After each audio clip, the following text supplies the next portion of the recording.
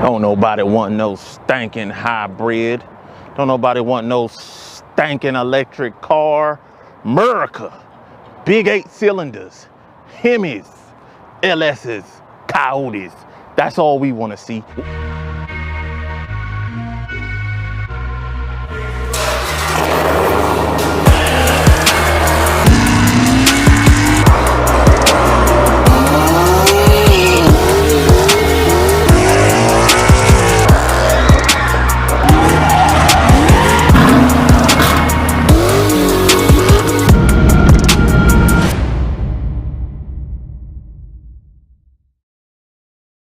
What's up, everybody? We are back, man, with another one just like I promised. And this video is everything that you need to know about Dodge's new Hurricane twin turbo 6-cylinder engine. Now, Stefan, why are you making this video? We know that you a Hemi head. We know you a Hellcat guy. We know you a LS guy. We know you know the vibe. So why are you doing this?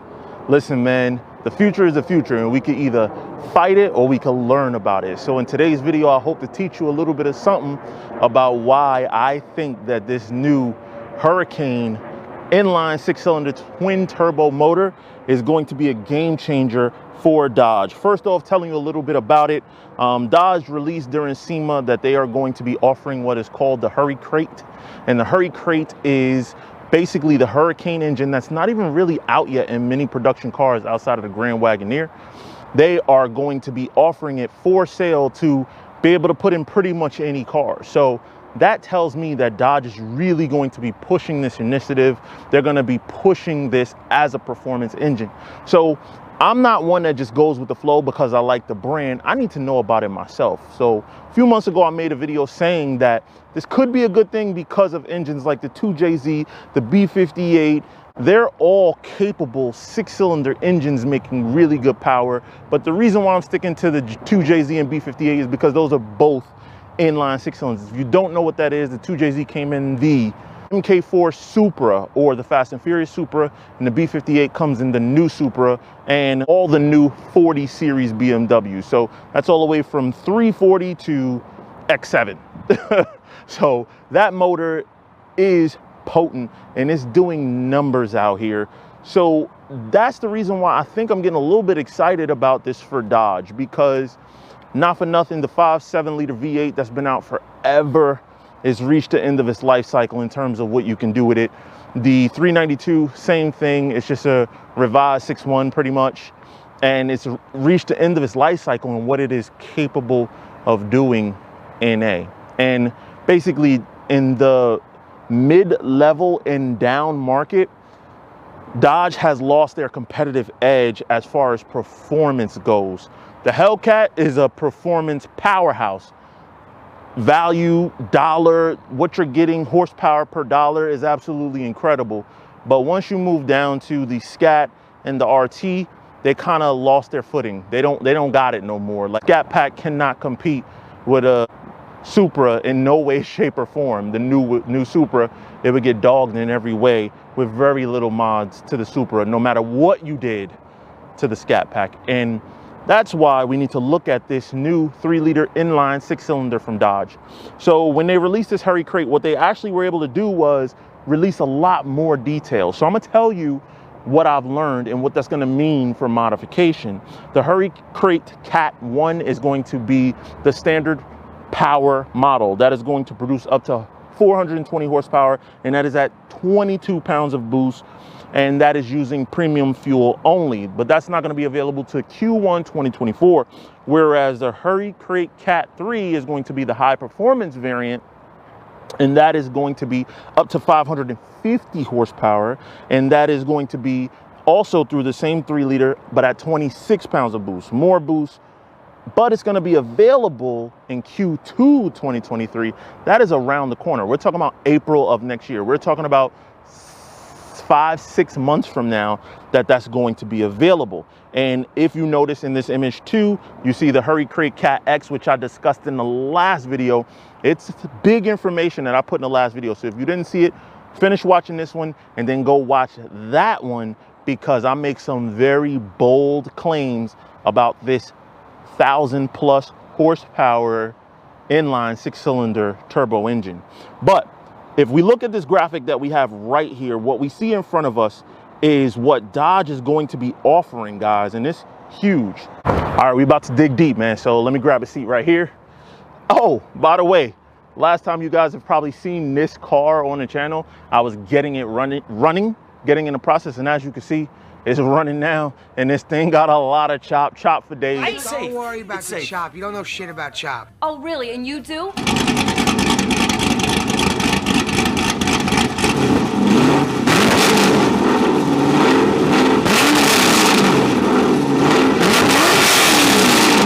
So more videos coming with the C5 Corvette. Hopefully we get some racing in and stuff like that. And this is going to be my NA powerhouse for quite a little bit as we do some races at the 500 horsepower level. I think that's a lot more fun than doing races with the Hellcat, where every car is over 1,000 horsepower that I got to race to even make it fair.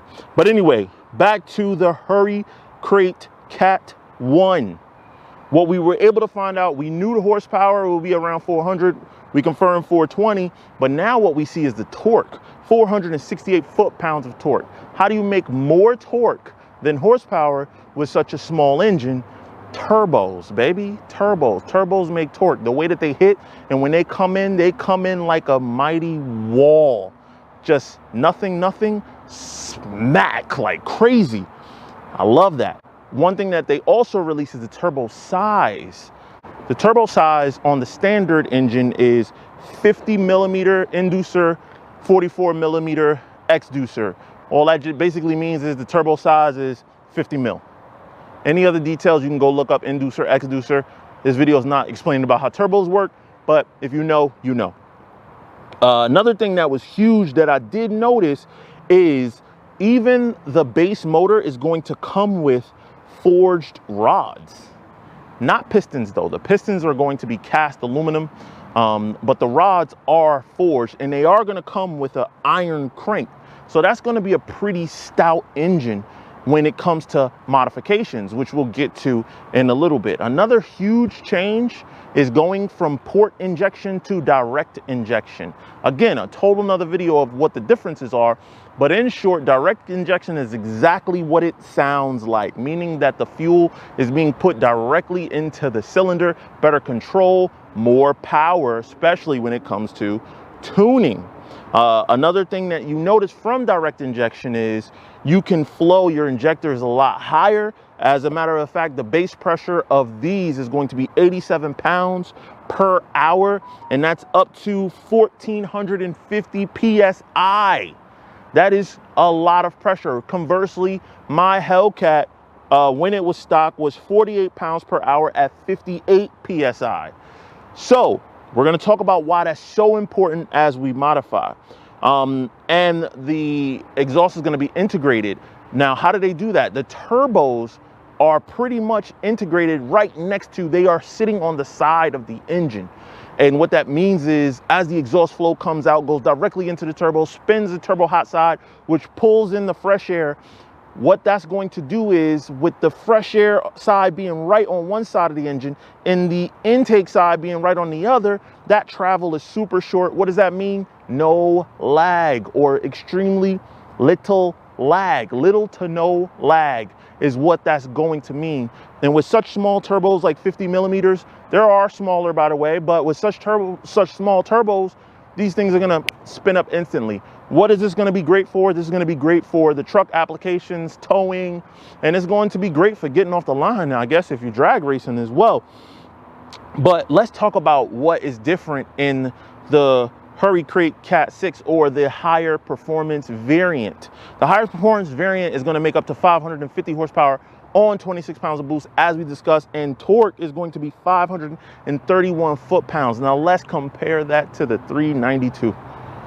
Dude, 485 versus 550, that is a huge difference. Smaller motor is going to perform better. Another thing that we didn't talk about with this, the standard option, is these are going to be aluminum block. So by it being aluminum block, what that means is it's going to be lighter. I already said in the last video that this engine is probably going to be about 160 pounds lighter than its 392 variant. That's 160 pounds off of the nose of the car. That's going to be better for handling, and it's definitely going to be a hell of a lot faster in racing. Dodge is known for being boats. It looks like they're trying to attack that stigma and go with a little bit lighter weight. Remember, these are going to be going in a new Challenger or Charger that is to come.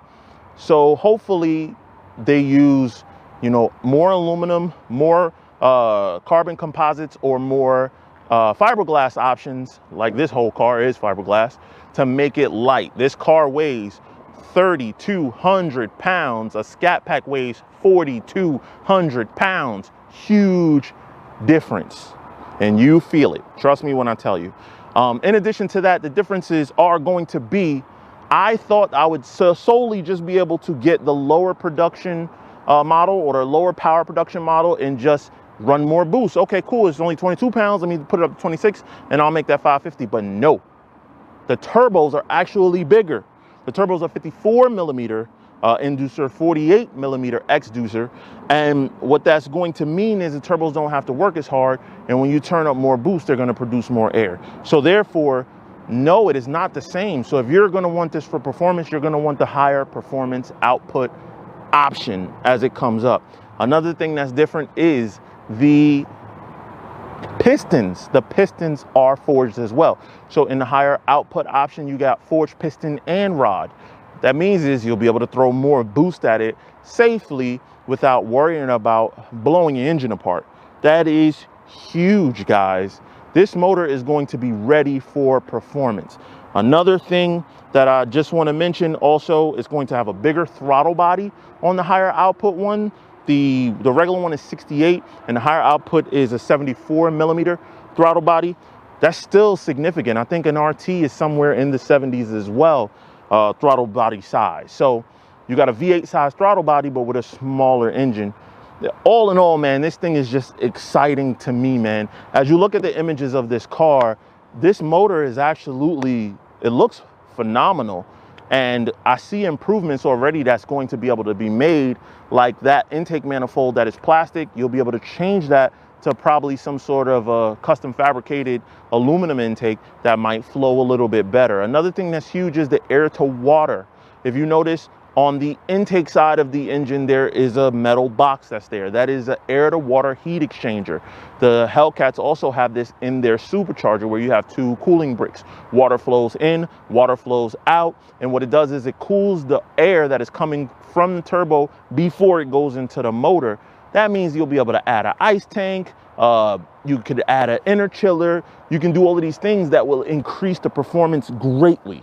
So all in all, my guys, we are talking about something that is going to be a potential performance monster. It is going to blow the numbers of a Scat or an RT out of the water and what they're capable of. Those cars are going to look infinitely slow next to something with the performance that this Hurricane engine is going to produce. Is it going to sound like a V8? No. If that's all you in it for, then go buy a used car. Ford is still going to be producing V8s for a little while longer, and it seems like Ford and Chevy are going to be the only ones that's sticking with it a little bit longer. But Stellantis, ever since that purchase, you knew what it was going to be. You knew what it was going to come down to when you saw a company like Stellantis purchase Dodge. They're going to push that initiative of electrification or efficiency, but you got to give Dodge credit that if this is the road that they got to walk, they're going to walk it and throw a sledgehammer in there too. They're going to go kicking and screaming. They're going to give you all the performance. So listen to me when I tell you, don't be discouraged when you see that this is the direction that Dodge is heading, because it's a direction of more performance, more efficiency. Given the fact that you can flow so much fuel at 1,450 PSI, you'll be able to run E85 with nothing but a retune. Nothing but a retune. These engines will be able to run on E85. If they can keep it right there, but give you this level of power, it's gonna be killing out here, especially if they come out with any sort of all-wheel drive variant. Killing. Dodge will finally be competitive within that middle market space and really just go out and slay stuff. Guys, that is everything that you need to know about the new Hurricane inline 6-cylinder twin turbo setup. Like I said, performance-wise is going to be amazing. Modification-wise is going to be amazing. It's going to be easy to swap out turbos. It's going to be easy to go E85. It's going to be easy to turn it up. Basically, these cars are going to be able to pick up 80 wheel horsepower with nothing but a tune, no change, no intake, no nothing. Just 80 wheel horsepower just by turning up the boost, man. And how could you not be excited about that? Anyway, it's your boy Stefan here from Mod to Fame. If you like this video, you know what to do. Like, subscribe, share, hit that bell notification so you don't miss no more videos going forward. But until the next one, we out. We out.